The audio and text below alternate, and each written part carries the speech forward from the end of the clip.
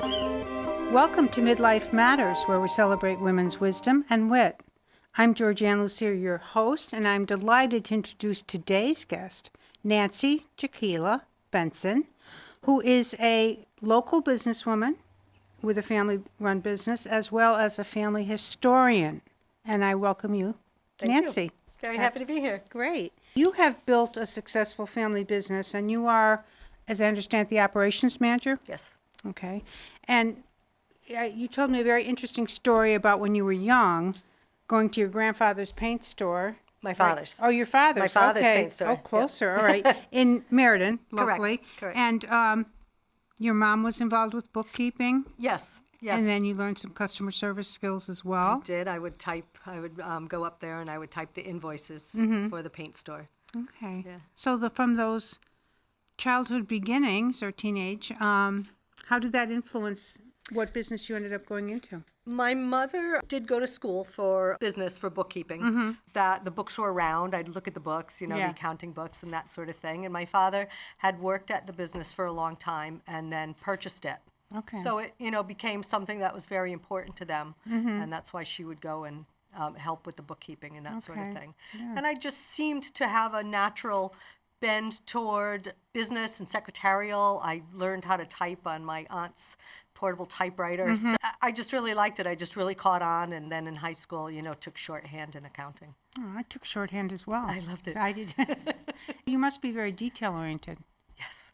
Okay. Nothing gets by you, right? That's correct. I try. Okay. All right. What jobs and education did you have that also supplemented this? I took accounting and typing and shorthand in high school. And then I went to what was a 4-year college, but they had a 2-year program for secretarial associates. So I got that. From there, I worked for 5 years at the American Cancer Society in the state office. And I worked at Channel 8 in the program department, which was a lot of fun. I worked for insurance companies, and through all of them, they were very service-oriented programs, either helping my boss or helping people and customers, especially insurance. So that really gave me the understanding of what people needed and how to treat them on the phone and what they were looking for. Okay. Also, at this time that you were gaining that experience and then later got married and the business followed, you became a big sister as your son was finishing high school, right? I did. I read an article in the Record Journal one day, and it was about their breakfast they had for Big Brothers, Big Sisters. And for some reason, I just thought to myself, I can do that. I can help somebody. And so I called Chamber of Commerce, which was running it at the time, and they set me up with a first grader.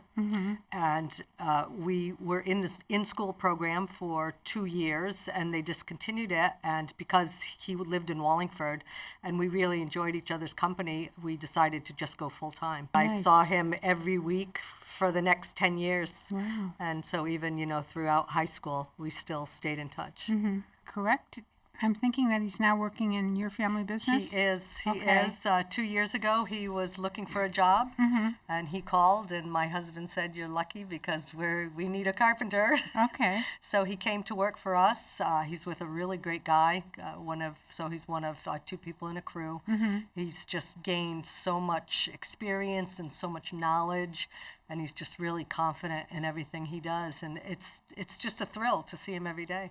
Wonderful. It really is. And what types of things did you do together when you were there in the program? We went to amusement parks. We went to Six Flags, and we'd go to the local carnivals. I would take him to New York in the summer. Every year. At the time I had a pool in my backyard, so he'd come over and we would just go swimming or for ice cream or just whatever, just play in the yard and stuff. He really enjoyed it. I did too. Wonderful. Yeah. Wonderful. So your business is with kitchens and bathroom remodeling? Kitchens, bathrooms, interiors, additions, just about everything. And you're the operations manager, trying to keep everything in together. Sync. Okay. And dealing with the customers, and you learned a lot of that when you started out earlier. I did. We did that together, the two of us, and then just gradually over the years, we brought in a additional assistant in the office. Okay. And now our son, Cody, is in the office with us as well. Wonderful. So there's 4 of us. So you have Cody, and you have the person that you were the big sister to. Correct. Yeah. Yeah. Okay. Yeah, so it's like having 2 sons in the office. Yeah. That's great. Yeah, it's nice. You did grow up in Wallingford. Yes. With 2 sisters. Correct. One a twin. Which I Correct. think is so neat. Correct. And it sounds like your family was very close-knit. Yes. Okay. Yeah. From a very early age, my mother was the youngest of 5. Her oldest sister was 13 years older. So she was like a grandmother to us after my actual grandmother passed away.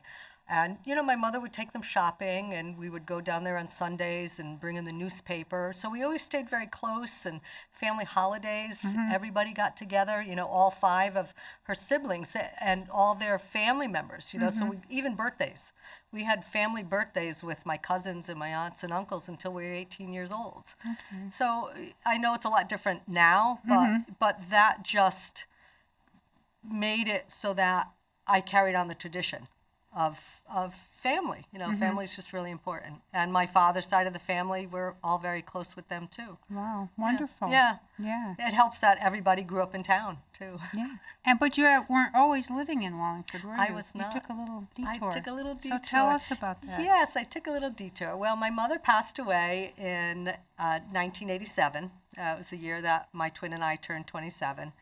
And I had postponed my vacation that I was supposed to take to go to Jamaica, and I rescheduled it for 3 weeks later, went with a girlfriend, and it just so happened that across the airport, I saw somebody greeting his friends, and he was a late addition to his friend's trip. Okay. And we outside said hello, we hung out together, a group of us, 8 or 10 of us, and we parted ways professing our love and ended up getting together, and I moved out there 5 months later.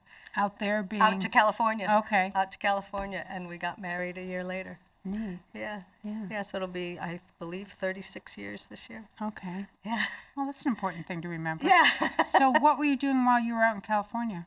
I first worked at Goldman Sachs in San Francisco, so I got a job in the city specifically so that I would not have to drive. Okay. On the freeways, because I was terrified. All right. So I got a job in San Francisco, and then probably about 9 months after that, we moved up to Sonoma County. And up there is where I started working for an insurance company. Okay. And my husband was a carpenter, and then a project manager up there. Yeah. And what brought you back? It was time. My father still had our family home. This was 1995. He still had the home, and it was getting run down a little. He was getting older, and my twin sister convinced him that it was time to sell the house and to sell it to me because, we wanted to come back. Okay. And so that's what we did. We packed up and shipped our stuff and drove cross country to come back to Connecticut. Big move. Big move in both directions. Yeah, it was a big move. My husband, I think, was ready to go back to California after 3 months. But really? Yeah. People were so Culture unfriendly. shock? Well, yeah, very unfriendly people. Yeah.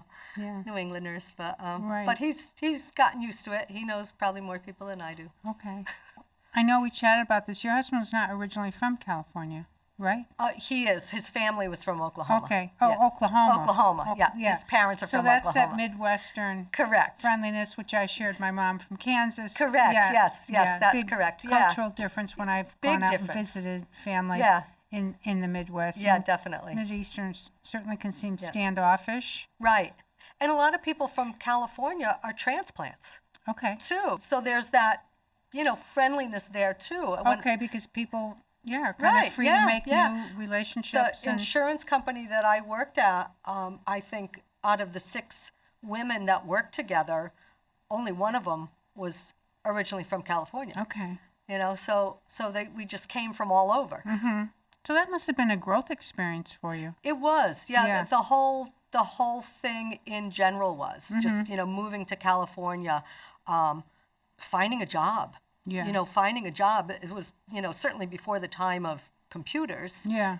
So I had to rent a typewriter so that I could type up my resume because otherwise I wouldn't know, I didn't really know what my address, I knew what my address was going to be, but just to put everything together. Right. Yeah. So so it was interesting. It was a very interesting experience. Did you notice any difference when you came back, kind of a renewed new person to Wallingford? I think so. I was happy to be back, certainly, but things definitely had changed. I mean, even my twin, she now at this time had 2 children and had all her, elementary school mother kind of friends. Yep. So it was kind of, I had to sort of make my own friends again. The people that I hung around with really were not around anymore. So again, it was, through work that I, made friends. Yeah. And then you folks started your own business. We did. Mark had worked for a couple of different contractors, and he was building new homes in, kind of tract home housing, and just didn't like the way things were going. So, decided he had the experience of being a project manager from the job that he had when he was in California because they built high-end homes. And so he said, I'm going to do it, and I said, that's great, I'll do it with you. So he left and I quit my job and we just started. Yeah, that's a huge step. It was a huge leap of faith. Yeah. I had faith in him and I knew what needed to be done on my end. I knew what needed to be done to make it work. Okay. Yeah. Terrific. Yeah. And so how many years have you had the company? 23. Okay. Yeah. All right. Yeah. And also, you talk about losing your mom at 27, and that's still a pretty early age. We never want to lose our moms, right? But it was very hard. Yeah. Very difficult. Yeah. She was sick for 9 weeks. Oh, okay. So it's the shock of it as well. Yeah. So you had this trip planned, but you delayed. Correct. Okay. So tell me why you think your mother was a bit of a instrumental matchmaker. in that. Well, in 2013, I got a call from a friend who was a producer at Connecticut Style at Channel 8, and I had worked with her back in the 80s, and it was kind of out of the blue, and she said that they were putting on a Mother's Day show with a medium, Phil Quinn, who is a medium. He was out of Guilford at the time, and she knew, obviously, that I had lost my mother, and the person who was supposed to have the reading done couldn't do it because she had gotten a new job, and was I interested? And I said, yeah, I'll do it. So we had I went down there and we did the interview. Phil said, who's Mark? And I like hesitated. And I, that's my husband. And I laughed and I said, I'm laughing because we always say that she set us up. And he said, she's laughing. She said she did. So, and the thing is I was supposed to go see the Long Island Medium that Sunday before. And I had tickets for it. I was going to sit with some friends, and then I thought to myself, it's a Sunday afternoon, and she's never gonna, my person's never gonna come through. So I sold the tickets to my friend, and I didn't go. And the very next day, I got that phone call. Okay. So it was like I have she was something setting to it say. up. She was setting it up again. Is all I can think. And she's saying, forget about the Long Island Medium. Come do this private thing. That's a great story. And she just. She just popped right up. And, it was like she was saying what she wanted to say before she died because she couldn't speak, for probably, nearly a month before she died. And she was saying, how sorry she was she had to leave us. And that she watches over us, she watches over our children, and she's always there for us. I'm always there for you anytime you need me. Just so that's ask a great me. deal of comfort. Yeah, it really is. Yeah. It really is. So were you inclined to see other psychics at different points? I have. I have. Since then I have. Yeah. I saw Phil one more time, and then I have a medium who is in Southington. She's actually a family, not a family member, but she's married to a cousin. Okay. And the interesting thing is, we met her 2 days after my father's funeral. Oh. So, and she's very, empathetic, very loving, very kind, very warm. And it was like she was there for us. Yeah. Right after that time period. So, so it was, it's been interesting. I mean, I truly believe in it. It's for whatever anybody to decide. Yeah, you don't have to you don't prove it want to do anybody. It, don't do it. No, right. No, absolutely. but I find great comfort in it. Absolutely. Yeah.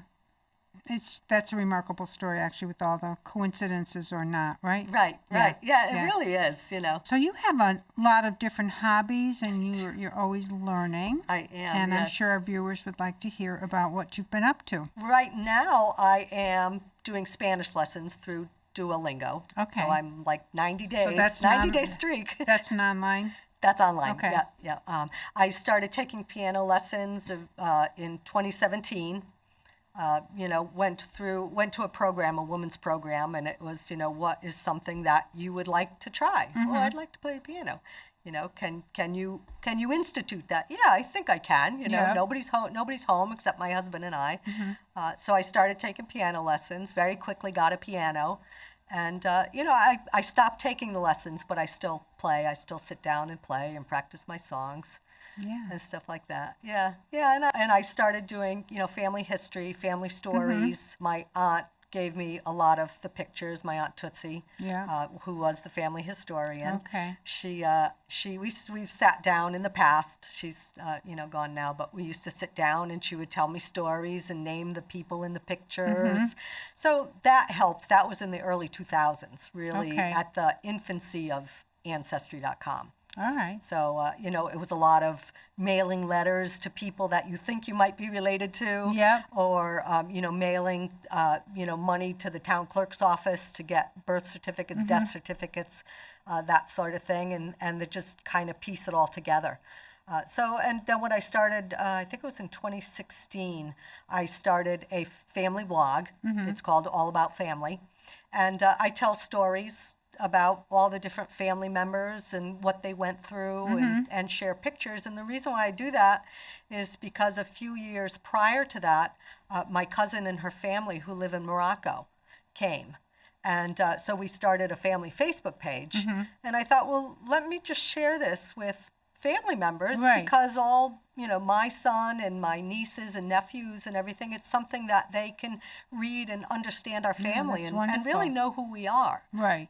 Because I really think it's a big deal. It is a big deal. I think family is just everything, and it makes you understand how you tick and why you do some things that you do. About that? So you're now the new Aunt Tootsie. I'm the new Aunt Tootsie. Tell me about this 52 and 52 and whatever different things 52 ancestors in 52 weeks. Okay. It's a 52 weeks of topics. Okay. And so you just go through, and whatever the topic is for the week, you write about either a person, or last week's was language. Okay.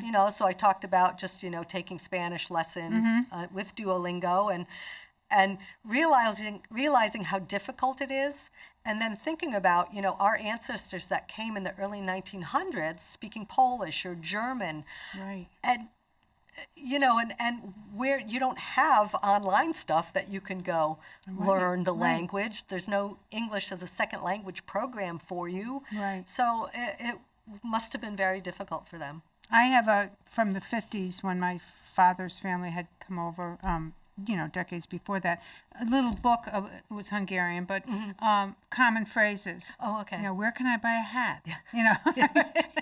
How do I do this at the store? But I can only imagine. Right. Yeah. Exactly. Challenging that was. Yeah, exactly. And that probably would account for why people tended to huddle together, right? Exactly. Yes, absolutely. And it makes me understand now why people retain their first language. Yeah. Because it's a comfort to them to be able to continue to speak their native language. Right. And get by on whatever other language, but just to be able to have your kids come home and talk to you, talk in that language still. Yeah. Absolutely. I'd just be interested in some of the value you feel you've derived from doing all of this, being the new Aunt Tootsie. Being the new Aunt Tootsie? Well, I think just writing, improving my writing. Okay. It takes me so long to get something done. Yeah. Because, add, remove. Yeah. But I think just putting it all into words, just putting it into words and hoping that I can give people the feeling of what our family went through. Okay. My father's family, my father had a very difficult childhood. Both of his parents passed away by the time he was 11. Ooh. And his older brother, who thankfully was, I believe, 12 years older than he was, took all the kids, all they all lived together, all 5 of them. You know, he took care of them. And, you know, until my father got married, you know, he lived there with his brother Steve and until, you know, until he got married. You know, those are stories of how they endured and what they went through. And, you know, maybe it's, you know, not like the Donner Party or anything like that, but, you know, this stuff was going on. This is what happened. I mean, there were, you know, poor people, and we know there were poor people, but just what they did to serve, you know, just to get by. Right. You know, so, yeah, it was I think my Uncle Steve, the story was that he worked at the grocery store, actually, I think across the street from here, and you know, lied. Oh yeah, I know how to butcher meat. Yeah. You know, and he didn't, but he just learned on the job and just became, you know, a fabulous butcher at Kaplan's Market. Okay. You know. Oh, I remember Kaplan's Market. Yeah. Okay. Yeah. So being a woman in business is not always the same as it is for men. No, being in business, right? Definitely not. Just being a mom, being the big sister, wife, etc. However, women in your life really inspired you? Can you think of like particular women that were role models? Yeah, you know, I didn't know, well, my grandmother passed away when I was 7. Okay. But through the stories that my aunt has relayed, my aunt on DVD, one of my cousins, they interviewed her. Oh, neat. And so she was telling stories about, you know, her mother, her father, and my grandmother was a very strong individual. She came to the United States at a younger age, perhaps, than what was on the manifest, which I've never been able to find, but she was very strong. She was far stronger than my grandfather. And she just didn't put up with anything. And we laugh because that's kind of what we, kind of what all of us Jakiela girls are like, you know. So, and, you know, certainly my mother too. You know, my mother was a big volunteer, different programs, was always in a group. She was the chairman of the Holy Trinity Bazaar, you know, after it had been in place for a few years, you know, which is a big deal. Yeah, you know, it's a lot of organizing. Right, which is a really big deal. I would say my sisters, you know, both after my mother passed away, because they were both married. They had their first children actually the year after my mother passed away. So not only did I get married, but, you know, there were 2 children, so at the same time. But, you know, so they were both people that I always turned to as far as, you know, if something was wrong with my son or I had questions, especially medical, because my sister was a pediatric ICU nurse. Okay. So, you know, so I've always been able to lean on them and, you know, ask them questions and how do I handle this and that sort of thing. Get the support that you need. Absolutely, yeah, definitely. Wonderful. What advice would you give yourself at earlier ages? Because I think, as you know, one of the benefits of aging is that we have more time and inclination and material to work with, to reflect on, yeah, definitely. Key decisions, influences. So if you think of yourself at about 25 and then about 40, what advice would you give your younger selves? It probably would go back to my grandmother and just say what you need to say. Yeah. You know, if it's going to hurt somebody or if it's going to make somebody mad, if it's your feeling, say it. Yeah. You know, just say it. And I think definitely, you know, in my past, I didn't. You know, I held my tongue if it was, you know, because of a boss or something like that. But you know, definitely, you have to say it. If it's what you feel, you got to say it. Okay. Yeah. And what about kind of 40-ish? 40-ish, I say the same thing. I was, you know, I've always been a peacemaker. Okay. So I think you just really have to express yourself. Yeah. Okay. Yeah, be true to yourself. Absolutely, and that is a hard thing. Because there's a lot of cultural influences, and again, everyone has their own style. So if that was more your style to be a peacemaker, that was rewarded probably and counted on by the members of the family, whatever. And so I can imagine sometimes things weren't said. Right. Exactly. Yeah. Exactly. Okay. So now you're writing about everybody, and most of them are probably not around to even correct you. Correct. That's right. How dare you say that about me? Favorite quote? Favorite quote. Well, I had to think about this one. Okay. But every morning, when I get up, I have, you know, pictures on my dresser, and you know, periodically there was a time where I was, you know, doing the women's scripture kind of thing, and you know, they would have verses from the Bible. And so the one that I wrote down and I see every day is, let the morning bring me word of your unfailing love, for I have put my trust in you. Beautiful. And that's from Psalms. Okay. And do you have a favorite quote or saying? I don't really. Okay. I don't really. That would Speak up, I guess, right? Speak up. Yes, Okay. you're absolutely right. Speak up. Well, this has been terrific, Nancy, and I'm sure people are very enthralled with your stories. I hope so. Most of them very happy, some sad, but that is very representative of what we all face. So thank you so much for being a guest. Thank you for inviting me. And please tune in to hear other fascinating stories with future guests on Midlife Matters. I'm Georgianne Lucier, your host. Thanks for watching.